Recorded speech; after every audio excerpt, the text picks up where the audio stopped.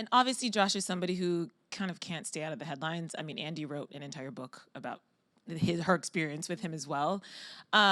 Did you talk to him before you wrote this book, or were there any conversations about what you were going to disclose about your relationship? So I think, my book, in the chapter where I talk about Josh, I wanted to make sure that it wasn't a book where I was just bashing him for no reason. And everything that I wrote in there, I think, was kind of relevant to what I learned from that situation and what I wanted the readers to take from it.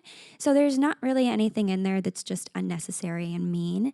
But yeah, I mean, he knows that I wrote it, and I haven't heard from him in a while. But I don't think there's anything in there that probably the people who watched Paradise didn't kind of see for themselves. It's kind of just reiterating it. So I don't really think, yeah. I think he's all right. What do you think his mom thinks? I'm sure they're not happy. But like I said, I wrote this book. I started writing it almost 2 years ago. So it's just coming out now. And it's funny because some people are like, oh my God, like she's still talking about this and that. And I'm like, well, I did start writing this a long time ago. But it's just coming out now. But I still think there's like so many lessons in there and good advice and, just kind of my perspective and things that I learned from my experiences that. Well, you also need time to process things. I mean, if you write a book right in the moment, I think that's almost worse because you're really too emotionally attached to things. I think when you have a little time to process your relationship, to look at his actions, your actions, everybody's responsibility in it, it's a little more honest. Totally. And that's why I had a little help writing this book. I had someone named Allie help me write it.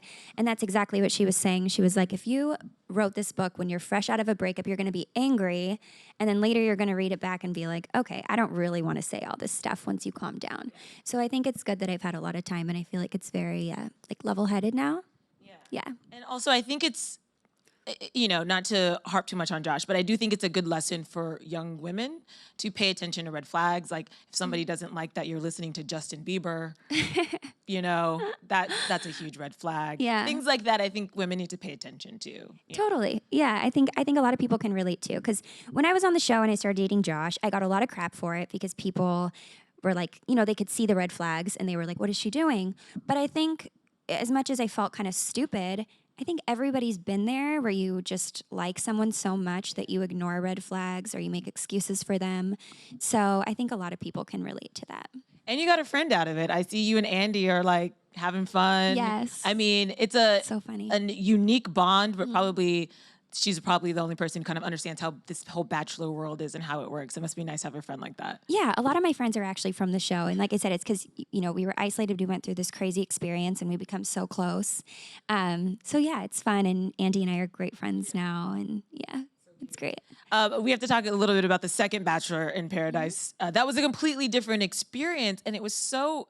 I mean, when you write about it in the book, we had all the things going on with Corinne, and then you're not really that into Robby. I mean, how different was that second experience, and what did you learn from that compared to the first one?